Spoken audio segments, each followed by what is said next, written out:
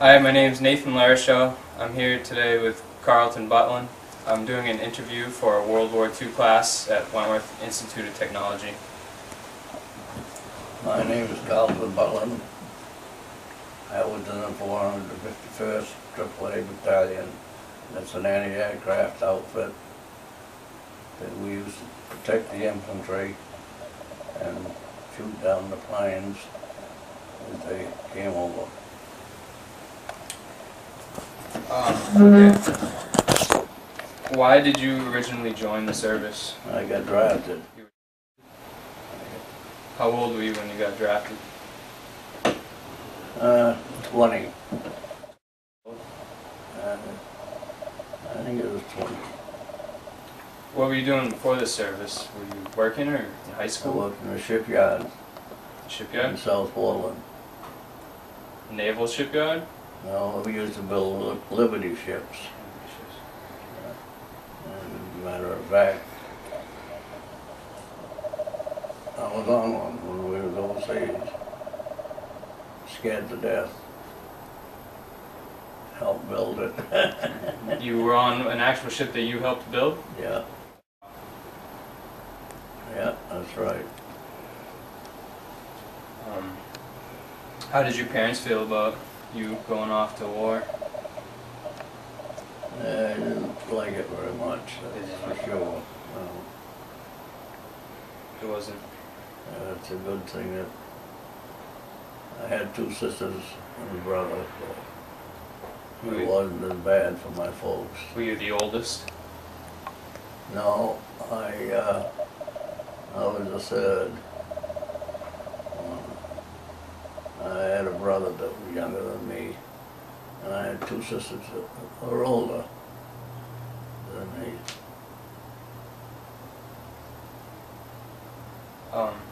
Where did you do your basic training? Camp Stewart, Georgia. Camp Stewart? Was it nice there? Nice and warm. Yeah, I bet. Was there a culture shock when you started meeting people from all over the country? When you went into basic training and you started meeting people from all over the U.S.? Did it what? Culture shock? Was it No. unusual? No? No. Wasn't for me. Was there anything significant that happened during basic training? Not at basic training because I wasn't there long enough. No. I only had 8 weeks of basic training.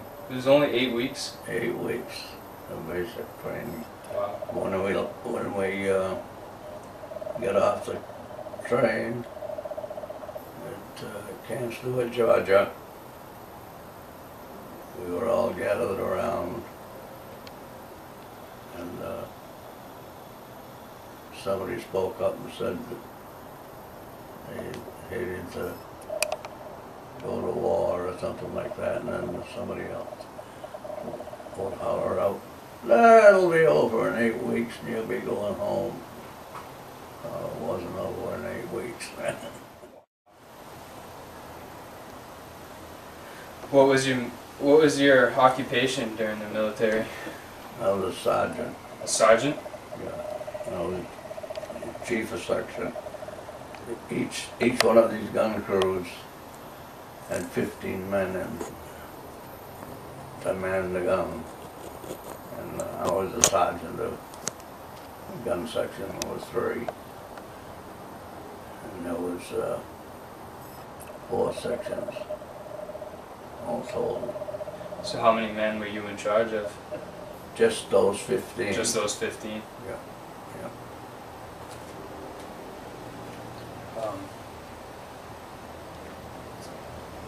Which theater of combat would you have preferred to serve? And you were stationed in... If I had to go, had a choice to go, I'd go where I went. Really? In Europe, yeah. Where in Europe were you stationed? I started out in Casablanca in North Africa.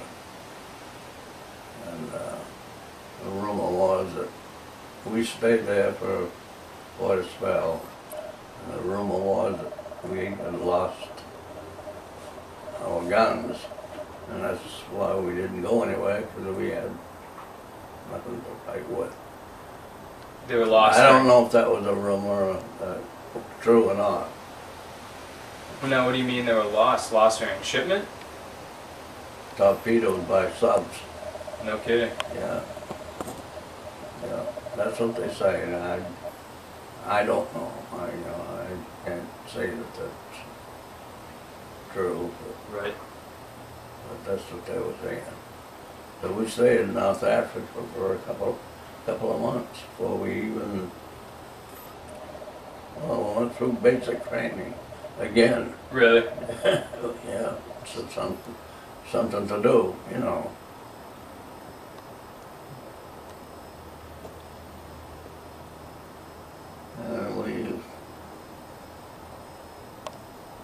We got used to the sand. We've seen pictures of sand blowing in the desert. Well, it's true. You guys are right in the desert then. Yeah, that's true. Okay. And then after that, you were sent to Europe? After that, we went to Italy. I was at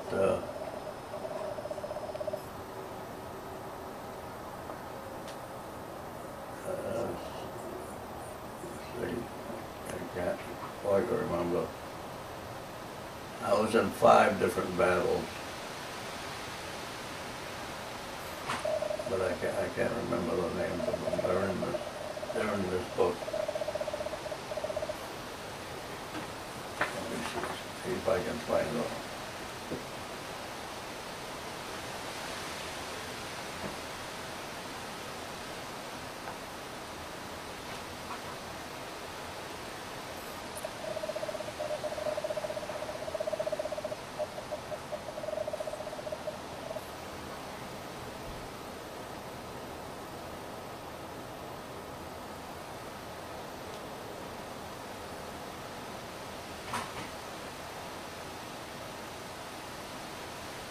Now, this is the book they gave you when you got there, huh?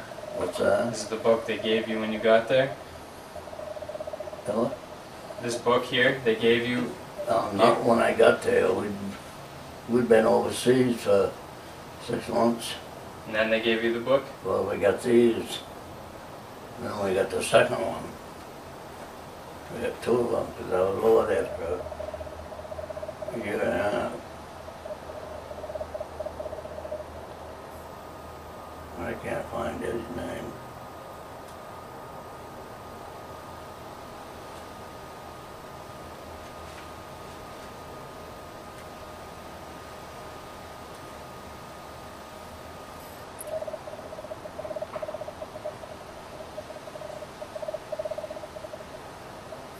It's okay if you can't find it.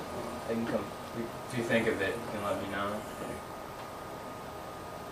It's out there like in here somewhere. They probably are.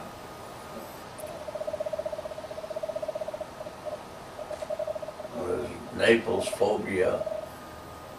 I know that. Salerno.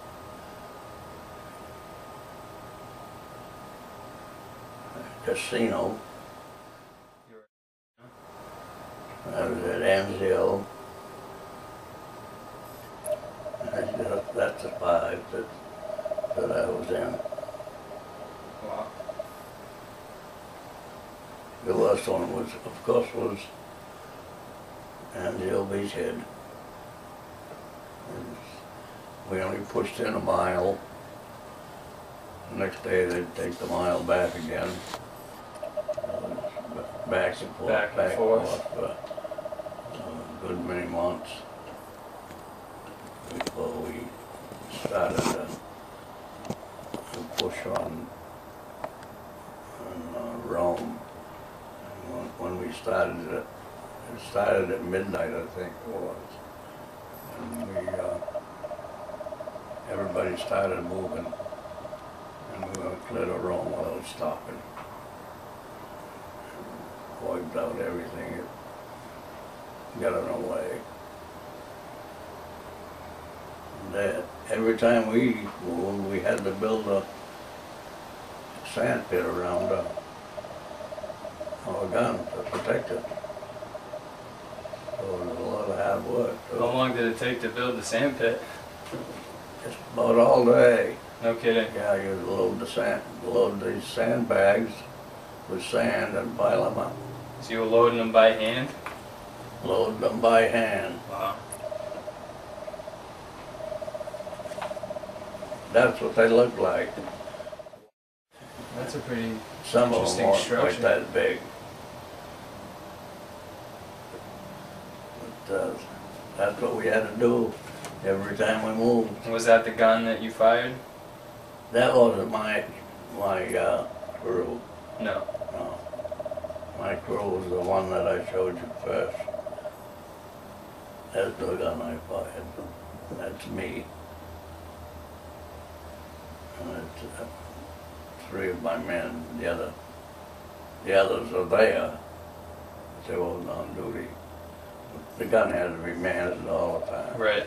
You know, couldn't be left alone. Now, do you feel that which side do you feel was a more important war, the Pacific or the European side? What was that? Which side of the war do you feel was more important, European or the Pacific?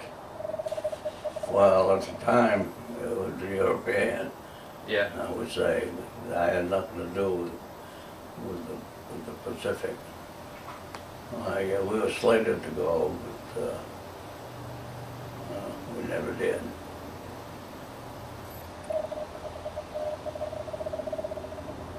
We missed Sicily. We missed that. We were all out swimming in the Mediterranean Sea. What years were you over there?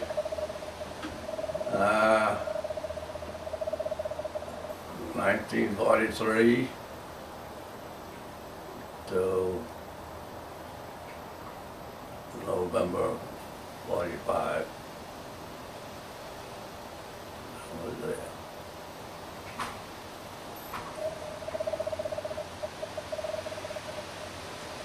Now, you were fighting the Germans, obviously, on the European side. Did you begin to hate the German side, or was it more doing your duty? Some of the German people were good. Others weren't. So I would say that it's probably 50-50. You're referring to the civilians, the German civilians? Do we have capturing, you say? Captainry? No, you're referring to the people, not the soldiers, correct? I don't know, I'm talking about the people. Yeah. Yeah. I didn't Yeah. think.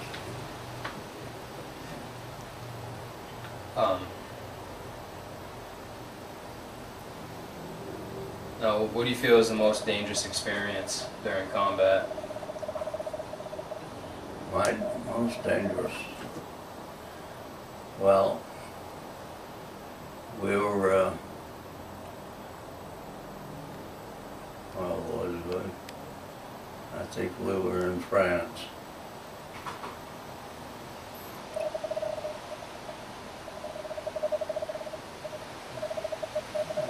Yeah, we were in France, and at chow time, did our supper or breakfast. Right. We only call it chow. You relieved each other. So I had, when it came, I was on the, what they call a lateral gun wheel. And when it come time for me to go, I had to wait till the other guy came back. And he came back to relieve me, and I went. And while I was gone, he got killed. Wow. I was sitting in his seat. Named Romano. I met his brother. His brother was sitting in the same outfit that I was. He's a nice guy. We had a long talk. Yeah, I never knew his brother at all. And him I knew because he was in my gun crew. It seems strange that I left to go eat. Somebody gets killed, No kidding. takes my place. Just a matter of an hour. Not even before that, huh? You were sitting in the same seat.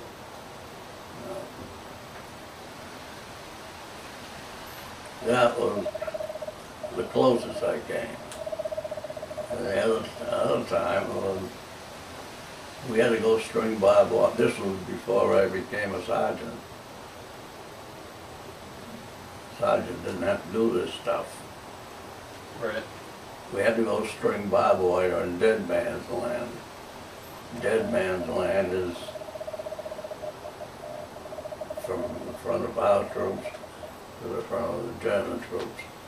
It's stretched in between there about a mile. And we had string barbed wire in there. No kidding. And when we got through stringing the barbed wire, we had our truck parked up on a hill. And we got a direct hit on it. Just blew it to smithereens. But nobody was in it. Thank God. Yeah. Outside of that, I didn't have too much to do with except run my gun crew.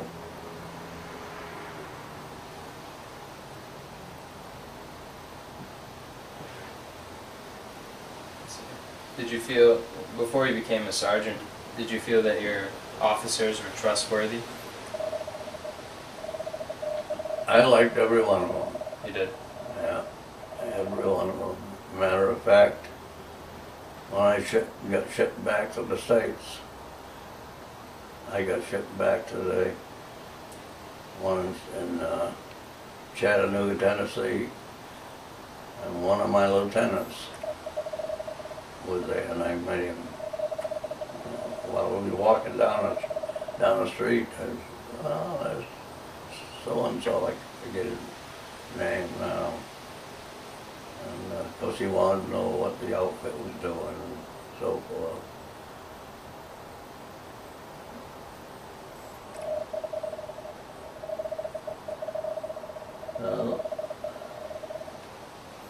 So you never didn't have faith in your superiors. You always trusted their orders and what they Trusted what they said, yeah. what they did, planned, yeah.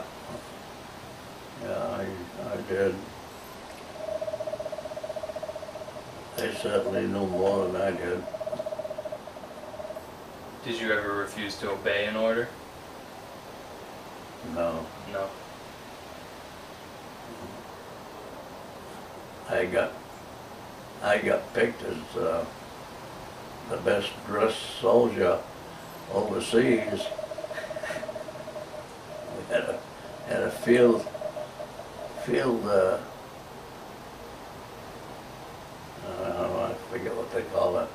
You put all your clothes out on the ground. Yep. In certain places, and I had everything that it was.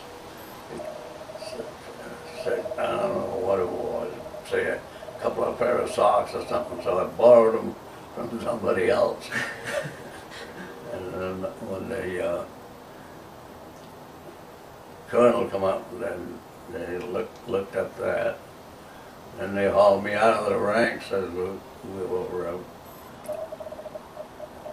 all through, all at attention down there, and they mentioned that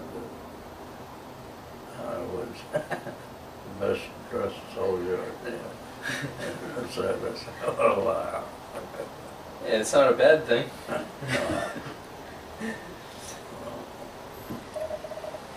Did you ever have any direct contact with the German troops? No, No. no.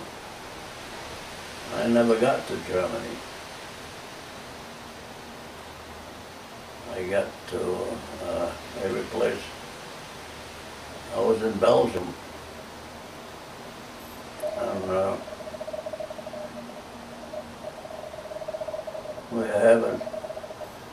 we were set up along the river, as I remember it. And they had a big USO dance that night. And I got out my ODs, and all the dress, my good uniforms, right. You know, when you're going out. And I noticed a dirty spot on the leg or something. I don't know where it was. Forget where it was. So I got a little tin can, went and got some gasoline, and I went back to my tent. And just as I went back to my tent, I guess the wind came up and a spark landed in that thing, and I ended up in England. This hand, this one was all burnt. No kidding. Yeah, I couldn't use it at all. It was my own fault. I should never have done it, but I did it. So I missed the dance. Well, that's too bad. Were you discharged after you burnt your hand, or did you go to the hospital? I mean, the medic? Yeah, They took care of it? I flew from Belgium to England in a C-47, and went to the hospital. They had a big area set up for the hospital. And I was there for, I don't know, 3 or 4 weeks. And I was scheduled to fly back to the States, and I got blood poison in my hand. And, couldn't make the trip. And you didn't get to go back to the States? I got back, but I had to go by boat. Oh, no kidding? Yeah. I went by boat instead of plane. Took a little longer. Yeah, that must have been a pretty long trip, huh? 17 days. Wow. A long time to be on the water. I bet. Did you get to at least be above deck, or were you below deck the whole time? Oh, I could go anywhere. You could? Yeah.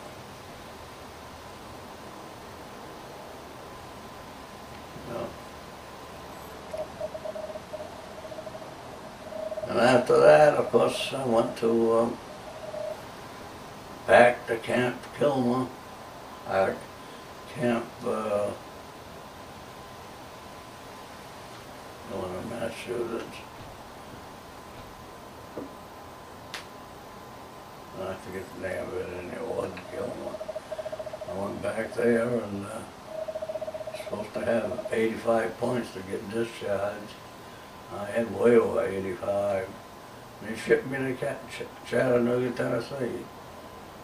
I went down there for 2 or 3 days, and they finally caught up with me, sent me back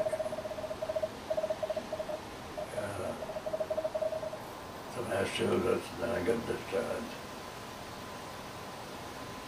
That's about the story of my life in the service.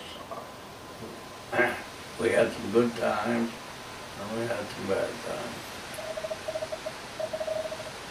How did you feel about the people of other countries, the people in England or Belgium? Were they friendly towards U.S. troops? The people in Belgium were the most friendly people you ever meet. Did they support you as a Yeah. U.S. soldier?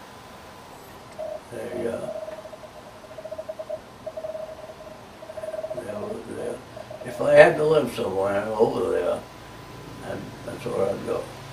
Belgium. They're very friendly.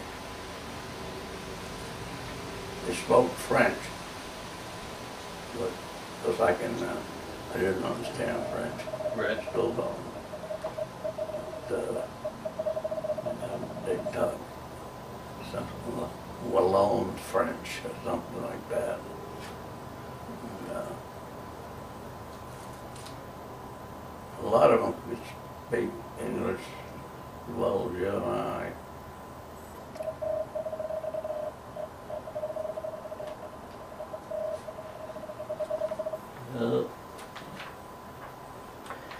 Now, were there any misconceptions about the war, which they were telling people back home? They were informing the public. Was it different than what the war was actually like? Well, I'll tell you, I've watched quite a few of these movies on TV. Band of Brothers? Band of Brothers. Believe me,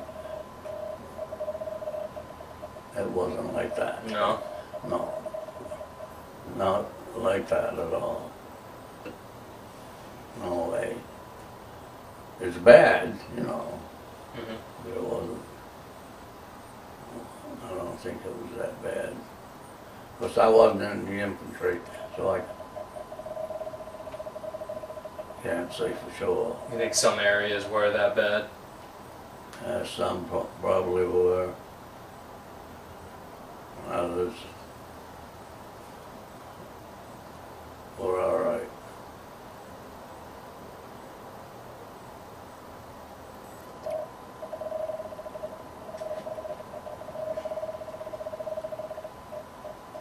Yeah. Any more? Do you carry any animosity towards your old counterparts? Do you have any dislikes for the people at all? Or is... Over there? Yeah.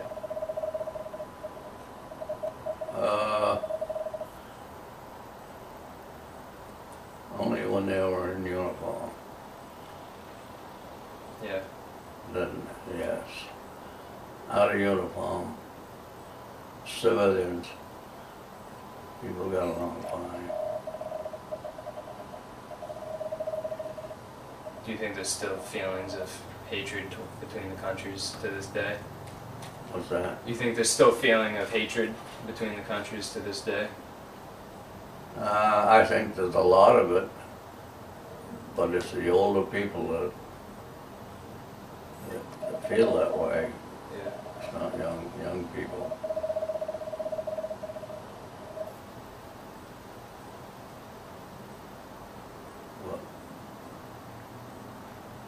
Because the old ones,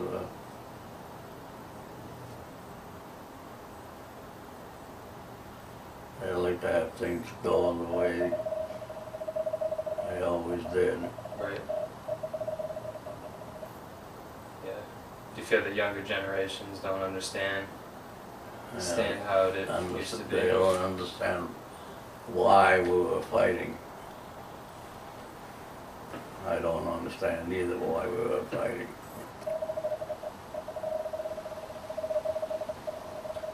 You think it's the same to this day as far as why we're fighting? Mm-hmm. Do you think that you still not understand why we're fighting? You think people don't realize it to this day? Against the Germans? Germans, the Vietnam Iraq, War, Iraq. Well, I'll tell you, as far as Iraq goes, we should never have gone there in the first place. We're there, we're stuck there. And it's going to take a long time to get them out of there.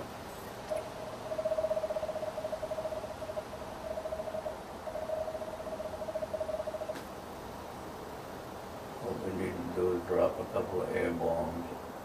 Take care of them. Well, that just about sums up my questions. Do you have anything else you'd like to say to the people? No, I guess that's it. That's it? Yeah. All right. I'm surprised I remember all that. I'd like to thank you very much for your time. I appreciate it. Okay, nice. Thank you.